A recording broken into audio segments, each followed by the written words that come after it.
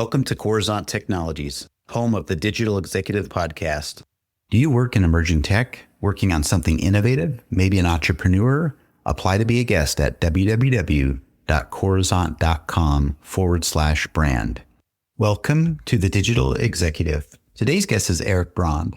Erik Braund is the founder and CEO of Catmy, the virtual office platform built for one singular mission: to delete your effing meetings. Before launching a war on back-to-back calendar chaos, Erik spent years running a music and video production company and playing in Alaska's most grungy of underground grunge bands, Del Nag, a band whose name is permanently tattooed on no less than 3 fans' bodies.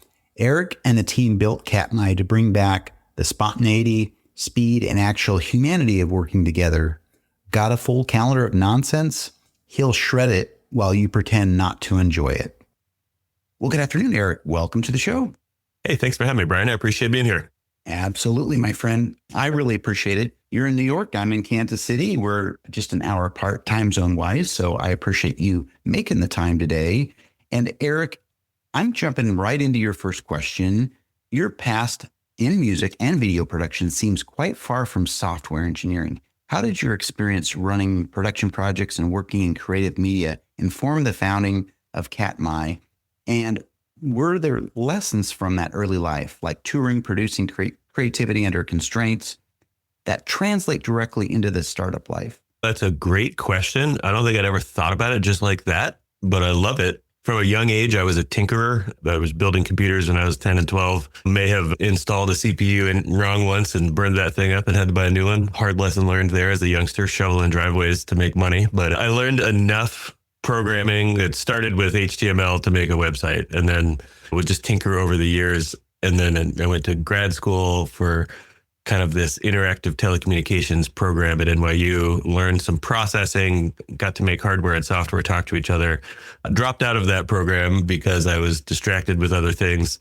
But I did learn an appreciation for what goes into software development and code, and kind of, it's not so simple as like, you got to really think through what the end result is. And I learned a good appreciation for it. And I learned that I know just enough to be dangerous, just enough to know that I didn't want to be a software engineer professionally or even as a hobbyist moving forward in my life. I've always been really attracted to hardware. And so this is actually a really interesting result where we wound up with Catmy, because the journey was, I was in audio video production. I toured in bands, spent a lot of time in studios. That evolved to video production and broadcast. So kind of like, I'd say 2010 through 2020 were mostly spent doing video productions. And that was anything from music to large scale productions for multinational companies, whether they're banks or Food Network, New York Times, just lots of interesting dynamic projects. So what that was a big mix of people, tight timelines, lots of hardware, lots of lighting, and then post-production is 100% in software. So it was like a hardware start and a software finish, kind of, if you will, for those types of projects. And that came to a grinding halt during COVID. And I found myself in a position of, oh boy, what are we going to do? These clients that I work with have a new challenge. They can't be together anymore. What are we going to do? And it turned to things like we're using now. There's tools like Zoom, Teams. I remember telling a bank, hey, have you ever heard of a tool called Zoom? And I was like, well, no, we've never heard of Zoom. And isn't that crazy, Brian, that there was a time where Zoom wasn't normal? Do you remember that time? Oh, absolutely. I mean, it kept the world moving, thank God. And so did Teams and Meet and WebEx and every video conferencing tool as we know it kept the global economy moving. I was in a unique position where I'm now have left New York City, living upstate with my wife and children and dogs and cats and all these things, and trying to figure out what's next, because we thought, oh boy, probably going to be a while till we're in closed rooms doing audio video productions together again. And I wound up connecting with some really brilliant individuals just over the internet, software engineer, graphics folks, film directors, just kind of like like-minded people looking for something to do.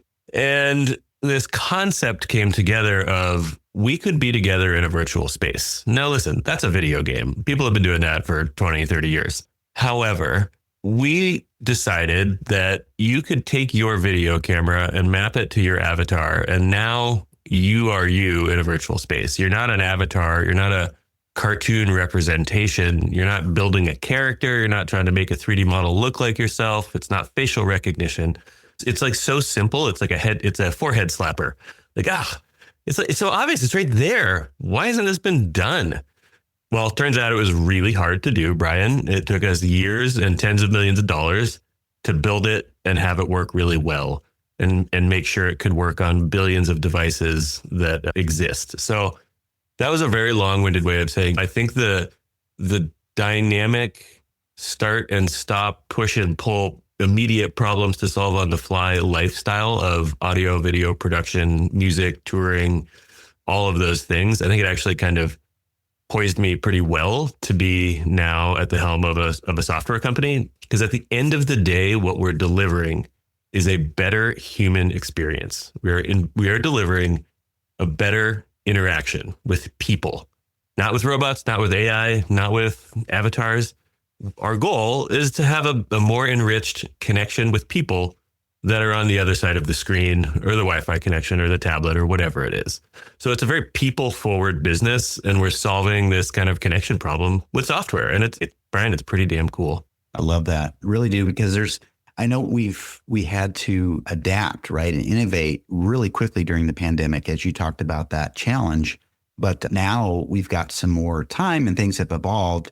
People like you creating platforms like Catmy are making a world of difference. And of course, I loved your backstory. A lot of people start out in tech in some way. You had that curiosity, that desire initially in the software, but then flipped it to hardware, and the rest was history. So I appreciate that. And Erik, Catmy was born during the pandemic, as you mentioned, out of frustration with existing tools for remote work. What was the prototype or spark that made you think this could actually be something better than Zoom plus meetings? What were the early technical or product decisions that set Catmy apart? Yeah. So the early technical days, if you fired up a Catmy on a $5,000 computer, your fan would kick on after about 10 seconds. Your computer would be real sluggish. Your frame rate would drop, and you'd be like, boy, what a cool experience. If we could ever make this work, this will really be special. and I mean, literally one of our board members, I had to buy him a new laptop. I remember the first time meeting him in person. we put Catmy up on his MacBook Pro. Now, granted, it was an older MacBook Pro, but I'd say within about 5 minutes of being on a meeting, his laptop heated up. In my memory, it probably levitated off the table, and then it turned black and it wouldn't turn back on. So these are the early days of software development, research and development, creating something new, marrying audio and video and a high frame rate, high quality 3D environment in a way that just isn't the norm, hasn't been done. And what's spectacular about it is we're actually rendering it on your machine. We're not doing it in the cloud, thank God, because we'd be competing with OpenAI and everyone else for GPU space. So good decision we made 5 years ago, but also it made us work really damn hard to optimize to make sure it could work and look incredible on a desktop computer with a dedicated graphics card, but also be highly functional for an $800 HP corporate issued average laptop, right? So to get to that point from where I melted a board member's laptop to where I now have enterprise customers using it on average hardware, that was a long road. And I liken it to working in a virtual garage because our entire company was built on Catmy. We've never had a physical office. We only use our office, our software, our everything to communicate with each other. And so we learned the byproduct of by spending so much time together in this virtual platform for on-demand conversations in a place together, but with features that make it feel like a physical space, doors that close, sound zones, privacy, visibility, all of these things. We were able to build Catmy in Catmy, which is a really incredible thing. I've now spent 5 years inside of Catmy, which is kind of a crazy statistic. I don't know if I have been in Catmy more or out of Catmy more in the last 5 years, but I think to bring it back to like the technical hurdles and choices we had to make, one of which was we could render in the cloud. It'd be more expensive. It'd be a different thing. We could be pixel streaming down back to your computer like some gaming does, or we could render on your machine. We chose the harder path, render on your machine. We also said There was a path of, do we build this on the back of Unity or Unreal and some third-party 3D engine? Do we use something like a Twilio to process all of our audio and video streams off the shelf and pay them? Again, we chose the much harder route, which was, no, let's build our own. So we call it the Katmai engine, and we really have built it from the ground up. Granted, there's open source stuff involved too, but we built this thing from the ground up. So we are able to really be in control of what we deliver and how we deliver it. That probably took us an extra year or two to really master that, I suppose. So there was a heavy investment of time and money and R&D up front. But on that same token, we've invented something new. We have over 50 patents on this technology at this point. And now we're in the very, very exciting phase of our company, go to market. We have customers. We're no longer building in the dark with what we think people want. Our entire product roadmap now is customer driven. And that's just a really fantastic place to be. That's awesome. Thank you for unpacking all that. A lot went into R&D, obviously, and you gave some examples of some of the failures. But again, failures is what creates success in the long term. I appreciate that you're out of that now and you're in the go-to-market stage. I think that's pretty amazing. And Erik, how do you articulate Katmai's value versus established tools? We talked about Zoom, Teams, Slack, et cetera. What's your positioning strategy in a crowded or remote work virtual office space? Yeah, great question. I get this one all the time. And now we actually have user data to back this up and tell a whole new story, which is pretty exciting. So let's take one step back and say, we all used to go to the office at agreed upon time, Monday through Friday, 9 to 5. There was no cameras on, cameras off. We were just together. Occasionally, the New York office and the LA office would do a conference call or something, or New York and London had to get on some sort of video conference. The point of being in the office together was because you could work when an idea strikes, you could follow that through. Conversations just begin in real time. Not every 30 and 60 minute window of available time is booked for a meeting with someone anywhere in the world. So in a way, like infinite access of Zoom and Teams has totally just clogged our calendars because there's this kind of demand, whether you're in the office or not. Now in a post-COVID world, you're still on video calls all day long. So the magic of like the physical office was you're just there together. Culture is built through osmosis, literally by being in the same room. Relationships form by hallway interactions and running into someone and hey, can I bug you? Do you have 2 minutes? That is the value of the office. Being across the hall from a colleague. Like that is ultimately the collaborative value, right? On the other end of the spectrum, what happened was the entire world shifted to a meeting by appointment culture. 30 minutes or 60 minutes, or some companies are 25 minutes and 55 minutes, but still your entire life now is in these 30 and 60 minute blocks, right? And it's like, okay, we have to have a conversation. You know what? Geography is agnostic. What does that mean? Oh God, now we have 10 hours of time zones we may have to cover. So it became very normal to straddle a lot of time zones and to fill up calendars. And before you know it, your entire calendar is just full before you haven't even gotten time to work. You're just in meetings. So what Catmy is it's a virtual place to log in and be around people. Now, there are still some scheduled meetings in Catmy, right? But most of what happens is spontaneity. And we have a statistic that says, so our customers spend an average of 24 hours per week in Catmy. What does that mean? They've got their home set up, they're at the office, whatever. They fire up a browser window and they have their virtual office open and they're parked in a sound zone, a room that is theirs, and they're now available to their team. By being available to your team, we have found that 90% of the meetings that happen in Catmy are spontaneous. 10% are scheduled. So we've like unfurled ourselves from the scheduled meeting. Next thing that happens is the average meeting length in Catmy is 14 minutes.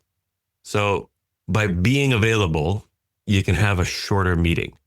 You know, the average meeting length on Zoom is 54 minutes. The average meeting length on Teams is 45 minutes. We have shrunk that down to 14 minutes. Also, the average time a Zoom company spends in Zoom meetings, like a company that uses Zoom, spends in Zoom meetings per week, 17 hours a week are on a Zoom meeting. Teams, 12 hours a week on Teams meetings. Catmy, by being available, we shrink that 17 hours to 2.3 hours. So what we find is by being available, by being virtually across the hall from your colleague in this like open floor plan thing, you can have a quicker conversation and you can have more frequent, shorter meetings. But the statistic that really drives it home for me is the average number of meeting participants. So when a conversation strikes and you have a meeting in Katmai, 2.5 people is the average. Obviously, it's not a half a person. It's somewhere between 2 and 3, let's say. Zoom and Teams both clock in at 7 people. So if you take a big step back, if you're looking at productivity and collaboration and these sorts of things, a Zoom company spends 17 hours a week with an average of 7 people in meetings. That is an expensive meeting schedule, very expensive meeting schedule. Catmai companies, 2.5 people, 2.3 hours a week. So it's frequency, it's collaboration, it's like you can have the face-to-face conversation when it sparks. And so that's just like statistics. Let's get to something that's a little harder to track. It's culture and it's feel. It's like, how do people feel? And what effect is remote work and these tools having on our culture? And so the feeling thing is really interesting. When we log on to another Zoom meeting or Teams meeting or whatever, just let's call it traditional video conferencing. I'm not singling out Zoom or Teams. It's like when we log on to another video call as we know it, we're looking at the Brady Bunch squares. A couple people are cameras off. Someone's on their phone. Half the people are distracted. Someone's doing something else. It's like there's not a lot of like face-to-face feeling here. It's just like a very utilitarian. Yes, we're connected technically, but are we connected? No, we're not. It just doesn't happen. Everyone is burned out and tired of the squares and the faces and the schedules. So we've found by providing a foreground, a background, a scene, whether it's like a mountain range or the city that you're in, branding that matches the company's look and feel, whether it's a bright orange thing or a bright yellow thing or some subtle tones, but it like, oh, this feels like our company's physical office feels. Oh, we have some identity here. So we get this feedback a lot that I don't remember my Zoom and Teams meetings, but I remember my Catmai conversations. And the conversation word is really interesting because most of our environments are built around like nice round tables. And the meetings happen around the table. And there's something about like the table as this central thing. Yeah, we have cool screen shares and lots of bells and whistles and all the chat features that you could need. But there's something about seeing your colleagues live on video around a table, grounded to the same environment, this kind of place that sets a tone for the conversation. It's just more relaxed. It's more natural. Those are words that we get from customers. Feels more relaxed. Conversation feels more natural to the point where this one really sums it up. Catmai turns next week's 30-minute meeting into today's 5-minute conversation. And that's so powerful because next week, you got to schedule it. 30 minutes, long time. Meeting, oh God. Today is now, let's go. 5 minutes, conversation. Wouldn't it be great to have conversations with each other again instead of endless meetings? And so it's just like this totally different paradigm. So that was a real long-winded way to say like, what's different? In Catmai, you kind of start your work together. You start your day together and you're available. And it isn't just like a meetings by appointment thing. You have access to your team, but you can be anywhere because you're in a shared space. And what we've lost with video conferencing is any concept of shared space. But we are all physical beings sitting in places or standing or walking in places. We need place. And I'll button it up with even Zoom and the CEO of Zoom called everyone back to the office in a leaked memo that said, you can't have I'm paraphrasing, you can't have collaboration and culture on remote video conferencing. Everybody back to the office. And that was my moment of like, boy, oh boy, do I disagree.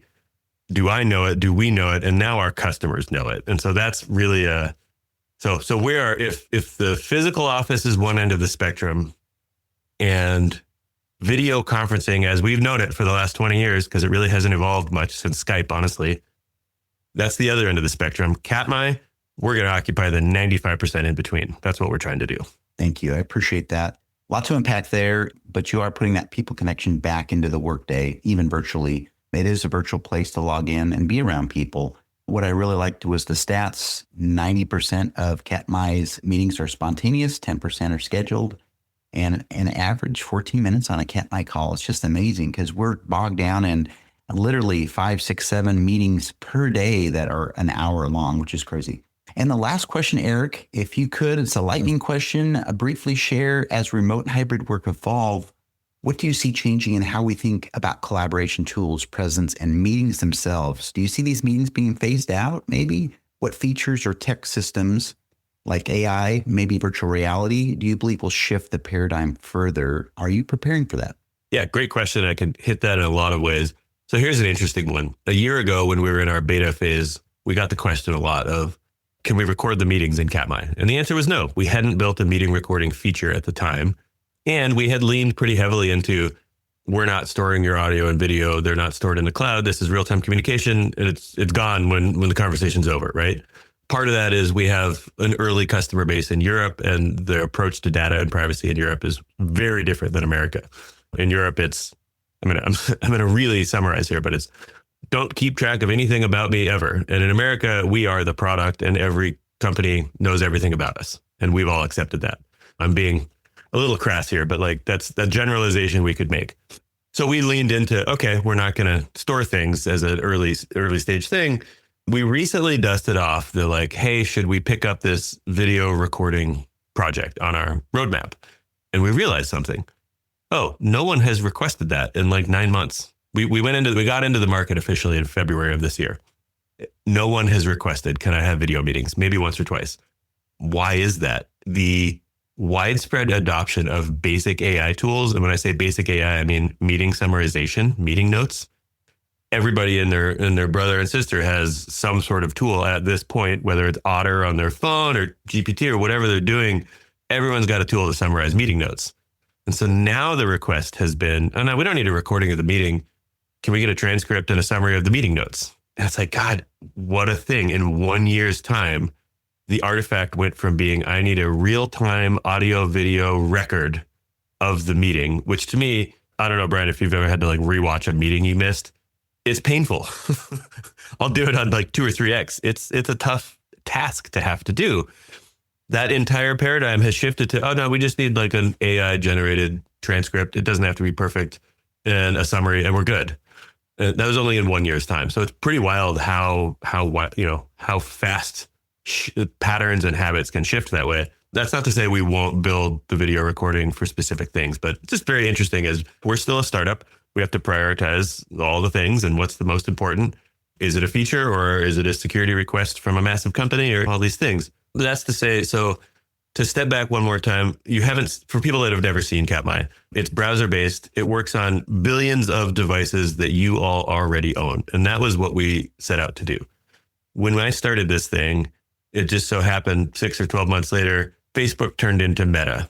Mark Zuckerberg said they were going to spend $20 billion per year to strap this monstrosity to everyone's face. It was going to be the future of work. Metaverse was the thing. You're going to be a cartoon of you. I'm going to be a cartoon of me, but somehow we're going to spend all day in these devices. And I thought that was a dystopian hellscape and said, no way. Let's embrace this notion of face-to-face.